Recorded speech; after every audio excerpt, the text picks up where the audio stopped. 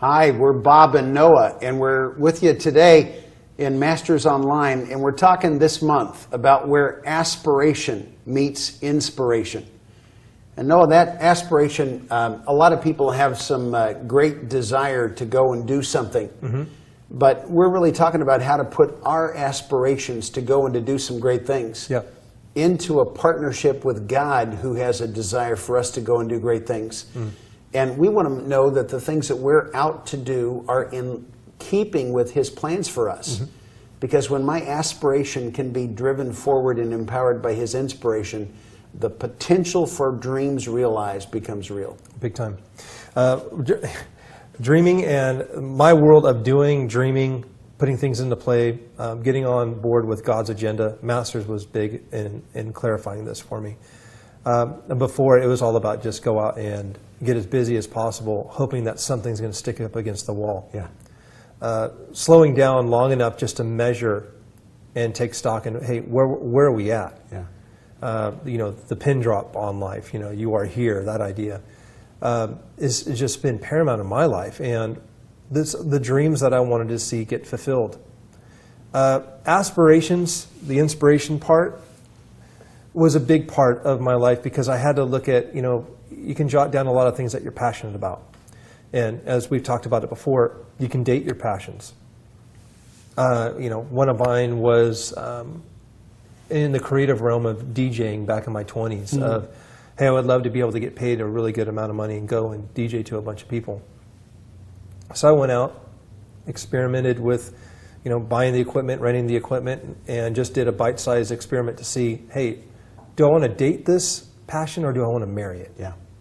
And so ended up where I got this great opportunity in Las Vegas and was, you know, DJing to 3,000 people. And it was a great indicator of, wow, that was cool. But that's it for me. You know, it wasn't a long-lasting burn of, hey, I got to do this again. I can't wait to do this again.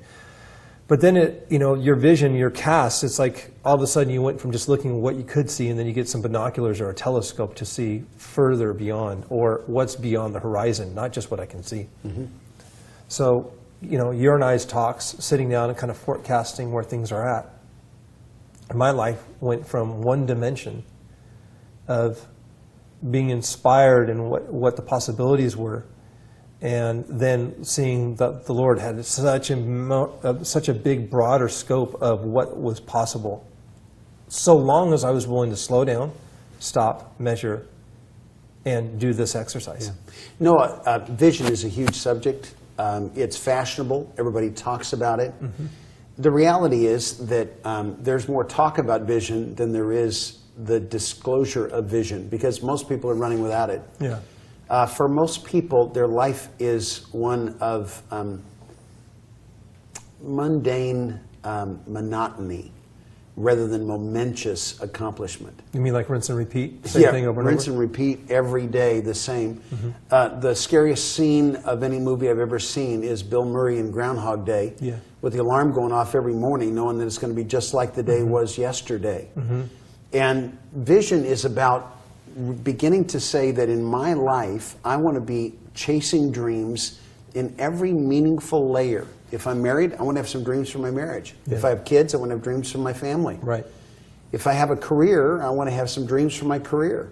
If I have a place in God's kingdom, I want to have some dreams for the kingdom. And then I want to have some dreams that just involve me and my crazy passions.